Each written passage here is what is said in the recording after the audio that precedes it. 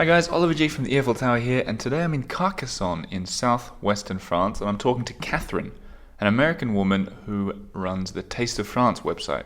So we're talking about what life is like when you're raising a child who's more French than you are, and Catherine should know, she is a young teenager who's perfectly at home in both France and the US, and probably further afield too by the sounds of it. Now, in case you're tuning into this podcast for the first time, what you're listening to is, we're halfway through the honeymoon season, season 4 of the Earful Tower, and that's where my wife and I are taking a little red scooter around the entire country in, obviously, the shape of a love heart. It is our honeymoon after all, and we're about 2,500 kilometers in.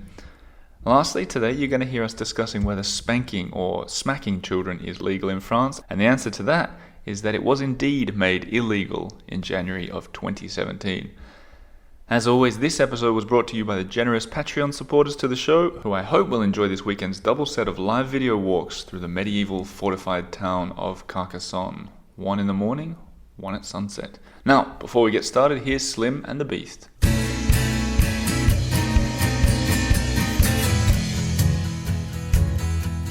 Jump on my back,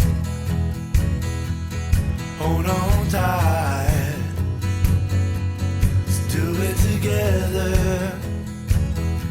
Let's go for a ride. Let's go for a ride. Hello, Catherine. Hi. Welcome to the Earful Tower. Nice to be here. From Carcassonne. That's right. I said it in the last episode, Carcassonne has a really nice sound to it, just to say. That's when you know you're in a good city, don't you think? Oh, that's true. Yeah? That's true. I could say it all day. I won't. But tell me, what we're talking about today, I've already introduced you and who you are, but we're going off the topic of travel for the most part. We're going to be talking about French, having a French child. But I think we can start on Carcassonne a little bit. Sure. You obviously know it, like the back of your hand? Pretty much. Yeah. It doesn't take long. It's not very big. Right. But what you were saying before is the typical tourist maybe doesn't come here for long enough. That's true. What's That's the deal true. there? What happens? Well, most people think that there's only the fortified city that looks like a Disney castle. And they go there in the middle of the afternoon in the summer with all the other 2 million tourists. And then they have a terrible time because it's crowded and hot. What's the best time to go? In the summer, morning or in the evening. Right. And otherwise, any time of the year. If you come in the winter, it's empty. But so when you go in there, I haven't been in there yet, but the walled city, is it open all the time? Yes. You can just It's a access city. it whenever. Yeah, okay. Yeah. But not a city with IKEA and No. H&M kind of city. No. More like for the people it's listening not at home, a castle. paint a picture. There's a castle in it. Right. It's a fortified medieval city from the 1200s mostly. What's your impression of the the concentric circles, the yellow thing that's been kind of controversial, the artwork? Well, I don't like it. Right. It looks like a Wi-Fi symbol. Yeah, it does a bit, doesn't it? I don't like it. But I think it's coming off this very week, 30th of September. I'm not sure. Yeah, If it's the 30th, then I'll raise a glass of. Really? Well, Yeah. I'm interested because I'll be here then, so I'll be able to see it with and without the concentric Wi-Fi signal. So that'll be interesting. Yeah. Anyway, so the tip is come not in the middle of the day, any time of year, and you'll have a good time. And maybe one other thing to see when you're in Carcassonne. Well, check out either the lower city or the new city, which is from 1260. Mm-hmm. Is that where we are right now? That's where we are right now. Yeah, new city is from 1260. Oh, wow. So yeah, and it was built after the old city. The La Cité it gave in. It wasn't actually run over by the Crusaders, but they surrendered and they kicked everybody out. And there were all these refugees. And Saint Louis, the king, decided that he needed to do something about it. So he had the new city built. And I imagine there's plenty of this on your blog as well. There's quite a bit, yeah. We can link a bit to that in the show notes. That's Taste of France, right? Right. But that's not what we're here to talk about today. That was just a taste, seeing it's a bit of a travel season of the Earful Tower. But what we're going to do is we're going to experiment with something different, because you are an American and yet you have a teenager who is French. Yes, in spirit. Well, this is something I'm kind of fascinated by, and I thought that maybe the listeners are too, but we could talk about this concept of raising a child, even though you're from the other side of the world. For me, it's mind-blowing, really, because I was brought up by English-speaking parents in an English-speaking country. It was pretty straightforward. But for your kid, it hasn't been the same kind of life. So, firstly, is it a difficult thing to do? For anyone out there thinking about having a kid that's going to be French, you know? Well, it helps to have a spouse who's a native French speaker, that's But for not sure. French. No, he's Belgian. Right. Yes. Does that make any difference, really? No, he's learned how not to say 70 and 90, Oh, the which are 70 and 90 in Belgium. That's so weird, by the way. I love it. I think it makes more sense. I used to adopt the French way of giving my age as 30. Oh, yeah. Okay, let's talk about this idea. I think the most obvious question is the biggest difference is language. So how do you deal with... So you have the child was born in France, am I right? No, in New York. Okay, but then as a family, you moved here. We moved when our kid was just a couple months old. Okay, right. So essentially French from the beginning, right? Right. So, and that's cool. When a baby is that young, you have the option of what language to speak. Do you do it from the beginning? And obviously now your teenage is bilingual, but is that what you went for from the beginning? Well, we didn't make a big effort. It was more that when you argue with somebody, it's better to do it in your own language. So I didn't appreciate getting corrected on my French in the middle of an argument with my husband. I can imagine that. Yeah. So when you argue with your husband, do you do it in your native languages? Is that how you do it? Yes. I'll say something about, it is your turn to take out the garbage. Yeah. And he'll say, j'ai fait l'autre fois. And then you sort of... He'll speak only in French and I'll speak only in English. We did it because my husband preferred to speak in French, and even though he speaks English perfectly well, and I preferred to express myself with more nuance in English than constantly struggling in French, even though my French is fine, but... When you're out for dinner with your husband, do you speak English? It depends. Yeah, so you just mix it. Yeah. When you want to talk about someone, like if you're in a supermarket in New York, you switch to French? Oh, absolutely. Yeah. Have you ever been caught out by that? That pause means yes. That's a yes. I have caught other people out. Ah, really? Yeah. What happened? Oh, just people saying things they think that nobody understands because they're speaking in French, and then just answer them in French, and their jaws drop. So how does it... one thing that I kind of found interesting, we were talking yesterday, is that you said you were going to go home because your teenagers cooked already for you. And I thought that was really cool. For me, I don't know many teenagers in general, but I know that they don't typically cook. And I thought, it sounds like you got a French kid there. And I was wondering if you've noticed there are sort of habits that get picked up when you've got a French kid that maybe they picked up not from you, or maybe not even from the dad. And is that something you've come across with your other friends who perhaps have children that have grown up French? Well, one thing that they definitely learn in school is about nutrition, or about a balanced meal. There's always a starter, a main dish with a vegetable, a piece of cheese, right, and then a dessert. Wow. At school. Really? So when they're eating at school, Yeah. And at the school in the village, they would serve it family style. So the kids had to serve each other as you would in a family. And I accompanied them on a ski trip once, and all the parents were at one table, and all the kids were across the room at another table. How old are the kids at this stage? Second grade, like 7, 8 years old. Okay, yep. Yeah. And they had to serve each other. And at the age of 7 or 8 years old, they were serving each other? Yeah, the cafeteria ladies brought out these gigantic bowls of the food, and the kids were supposed to serve each other. And wow, that's pretty And impressive. the parents didn't do anything. Do you think that would happen in the States? I think that the parents would take care of everything. Yeah. Do you think that's... I mean, there's a lot of people who've written books about this kind of thing, and French children growing up and how different they are to kids around the world. Is that something you've noticed as well? They definitely are allowed to take more chances.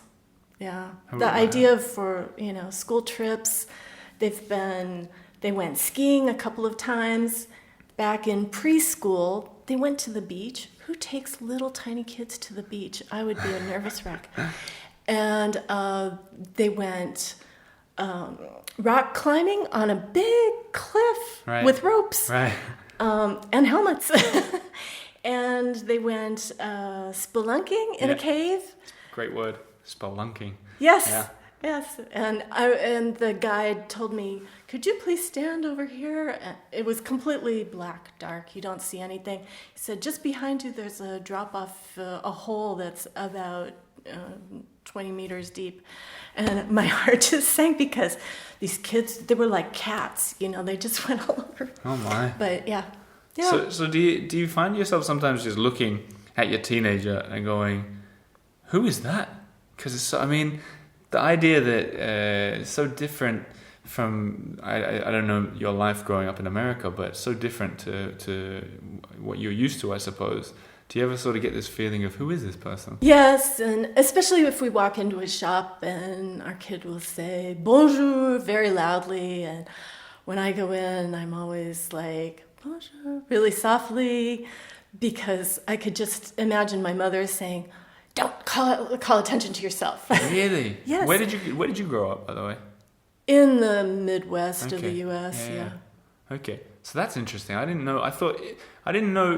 A lot of people say that when you're in France, you have to walk in and say bonjour to any shop, whatever. I never considered the volume or the tone of what you're meant to do. Have you ever considered this? Like, is there a right way to do it?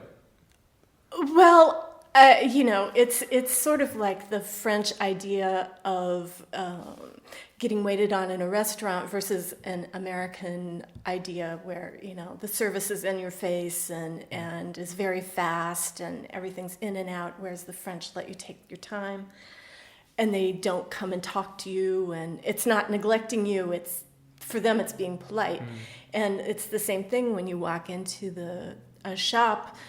Everybody expects you to say hello, and I guess they don't consider it to be interrupting their conversations, but the way I was brought up, it was ingrained in me that you don't interrupt someone's conversation by saying, "Hello, I'm here."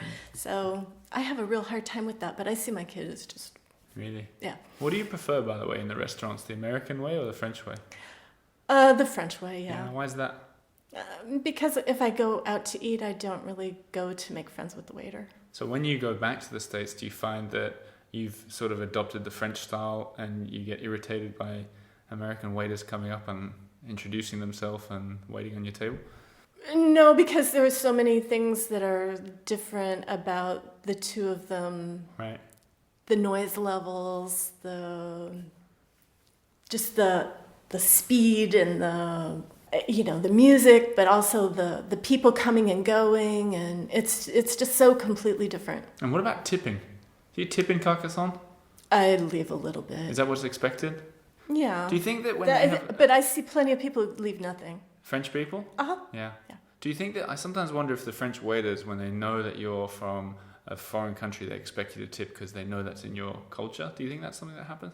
I don't know. No, not really. I remember once I worked at a hotel in London, and I remember that when we had American guests, we always be like, now we'll get tipped, because no one else would, but we sort of, it's not that we expected the Americans to do it, but we just sort of knew that they were more likely to do it. Right. I often wonder if French waiters and so on think the same thing. But who knows? We're off topic. We're talking about French children, and I was wondering, when, we touched on language before, what language do you speak as a family when you're out and about? My husband always speaks French. Right. Because that's his Even in America? language. Yeah. Right. Yeah. If he's saying something to me, he'll say it in French. And so even to... Oh, right, okay. Or to our kid. He'll and so say even to this day, your kid will respond in French to... not to you, to English to you and French to... Okay. Yeah. That's complicated. And if our kid says something in French, and if I react, then I get told, "I wasn't talking to you." Really? Yes. That's amazing. Yes. So it's like a inbuilt, almost like a code kind of thing. Depending on what language is being spoken, then you know who's speaking to who. I don't usually worry about speaking in French usually I speak in English, but with my kid. But I don't usually worry about it unless we're someplace that I know people are going to be trying to overhear our conversation, like back in the day during the swimming classes and in the changing room, I would speak in French because I knew the other parents would freak out if I was speaking in English. What about They would think I might be saying something about them when it was really, would you hurry up and get dressed? Yeah, fair enough. What about I'm intrigued by if you've got a French kid who's not a typical French kid because they've been raised speaking English as well. When that French kid goes abroad to America or Australia or anywhere, are they considered by the other children to be French? Like a perfectly bilingual child. I think that when my kid has been to the U.S., other people see another American because, the accent is just straight down the middle of the U.S. American. But no, kind of culturally, children from France and America are quite different. But does that mean that you've raised your child in a way that's also quite American? You know what I mean? Like if your kid goes to America and starts cooking as a teenager for American teenagers, not that I know much about American teenagers, but surely they'd be like, oh, well, this kid's a bit different to us, That could be. Also, is your child sort of quoting philosophy and stuff like that? How French are we talking here? No, not yet. No, but actually, my kid really loves to pay attention to political blogs and vlogs, and knows everything that's going on in the U.S. So, right. So when you're growing up, when the family is growing and the children are young, what is there like sort of language mix-ups and stuff happening? Yeah, there used to be sometimes French words popping up in English sentences and English words popping up in French sentences and sometimes direct translations that aren't quite correct. When our kid was really little, I was cooking dinner and I wasn't going fast enough, and our kid came up and kind of tapped me on the leg and said, "Eat." And this was at, I don't know, not 2 years old. Really? Yeah. In the one word sentence period. And I still didn't react quickly enough, and I got tapped again. And our kid pointed at the mouth and said, "Manger."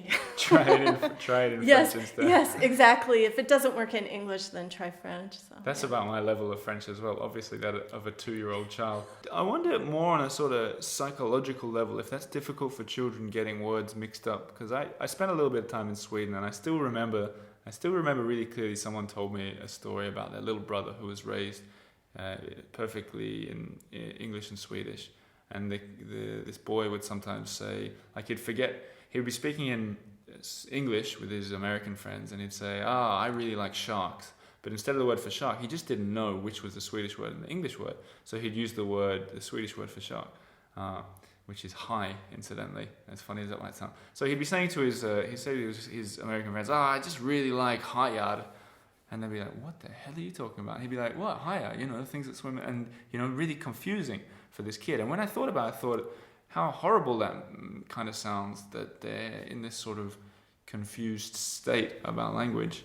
Do you think? I don't think that our kid never had every now and then one word would come out before the other, but that happens to me too. I almost never say trash can, I almost always say poubelle. It sounds much nicer as well, by the way. Doesn't it? Right. Yeah. But if you say that to your American friends when you're back in New York, they'll think you're terribly, what's the word? They'll think you're very stuck up, won't they? Right, Don't right. you think? Like, or if I say something about the lingerie, instead of saying lingerie. Yeah. Because it sounds pretentious. That's the thing, isn't it? It does. It's like if people who don't speak French say, I'm just going to the restaurant for a croissant, you'd be like, don't be so pretentious, very well. Because there's a limit, isn't there? Yeah. Where do you draw the line? Do you say, do you pronounce karaoke with a Japanese accent all of a sudden? Where, I know. And then do you get further, like a green light because you speak French and you live in France? Do you get a green light to actually say that stuff? Where's the line? If I'm speaking to an American in English, then I will pronounce things the American way. Right. Yeah. But what about like city names and stuff? Do you say Paris? Yeah. Yeah.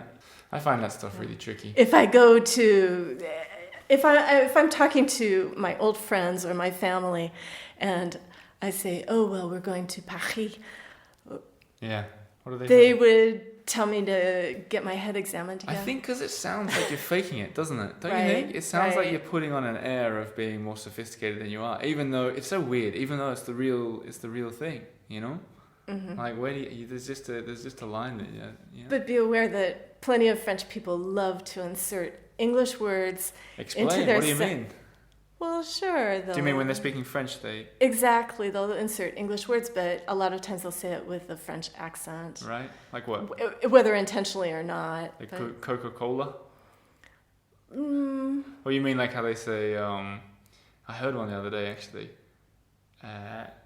I think the word was life or something. Get a life or what a life or something like that. Oh, and yeah. They say what a life. And I thought that was kind of interesting.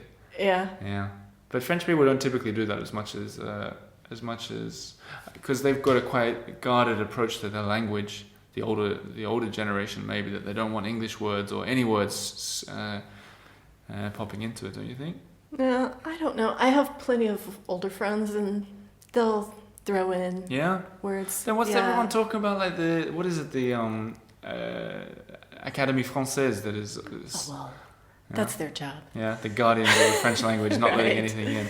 Anyway, back to what we were talking about, children, the topic of the episode. I wondered if you have any tips for parents who, and interestingly, a lot of people maybe don't even realize they'll do it. If I were to have a child in France with my Swedish wife, would that be a French kid? I didn't even know. Would it grow up French? I suppose it would. So what would be your advice to people? At school, yeah. What would be your advice then to people that are raising a foreign child, essentially? Well, you don't really. We didn't make an effort to do it the right way, but it turns out that the best thing to do is for each parent to speak their native language, and then the child just absorbs it like a sponge. But since neither one of you are native French speakers, your child would pick up French from other kids and then from school. Imagine that. I'll get schooled in French by my own kid if I have a kid here. Yeah. Isn't that? Did that happen with you as well? Oh, definitely. So you learn a lot of French from your child? That's a funny Yes. concept, isn't it? Yes. Do you find it to be an embarrassing or? No, my kid is pretty discreet about telling me when I've said something wrong. What, just a gentle correction? Yeah. Do kids? A lot of things are. I'm terrible with gender. Yeah. I'm terrible about la or le. Yeah. Yeah. And so if you get it wrong, you just get gently corrected. So when you say le table, you get a la. Maman, c'est là. Like that? Yeah, okay. So anyway, what's some tips or tricks for people who find themselves in this position besides speaking native language? I'm taking notes here for myself. Well, eventually your kid will know a lot more French than you do. Yeah, that So- won't take long. That's always humbling. Yeah, I mean, just make friends with the other parents, and they will tell you how things work. Did you find it difficult to raise a kid knowing that French kids, or the French way for raising children, and specifically the American way for raising children, are definitely very different? Did you find it that you wanted to impart your American ways on your child as they were growing up?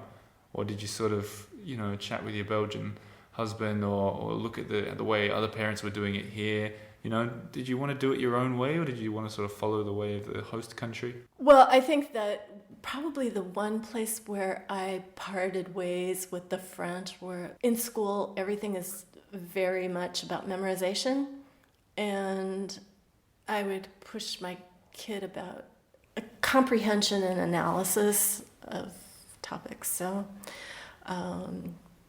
we all walk around with a little computer in our pocket now, so memorizing things. So you mean the French schools were sort of teaching memorize, and you were saying, don't worry about it. Is that what you mean? Right. Yeah. I would be saying, tell me in your own words Sure. what this means. Except that sometimes would get bad marks because the teachers expect the word-for-word definition Really? on tests. Yeah. Are there other ways besides memorization and food where America and France differs for children at school?